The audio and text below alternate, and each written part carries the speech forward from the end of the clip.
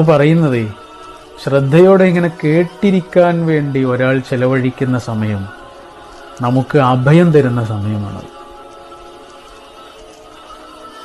നമ്മൾ അങ്ങനെ ഒരാൾക്ക് ഇങ്ങനെ സമയം കൊടുക്കുമ്പോണ്ടല്ലോ,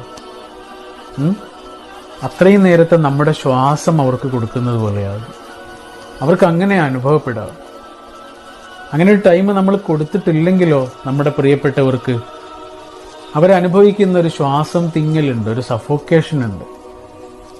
അങ്ങനെ ഒരു സമയം കിട്ടുമ്പോൾ അവരനുഭവിക്കുന്ന ഒരു ശ്വാസമുണ്ട്, കിട്ടാതിരിക്കുമ്പോൾ അവരനുഭവിക്കുന്ന ഒരു ശ്വാസം തിങ്ങലുമുണ്ട്. ഒരു ചെടിക്ക് വെള്ളം ഒഴിച്ചു കൊടുക്കുന്നത് പോലെയാണ്. ചെടിക്ക് വെള്ളം ഒഴിച്ചു കൊടുത്താലല്ലേ ചെടി വളരുള്ളൂ, അതേപോലെയാണ്. പക്ഷെ ഒരു ചെറിയ പ്രശ്നമുണ്ട്, ചെടിക്ക് ആര് വെള്ളം ഒഴിച്ചു കൊടുത്താലും ചെടി വളരും. മനുഷ്യന്മാരങ്ങനെയല്ല, നമ്മൾ ആഗ്രഹിക്കുന്ന മനുഷ്യരിൽ നിന്ന് തന്നെ നമുക്കത് കിട്ടണം.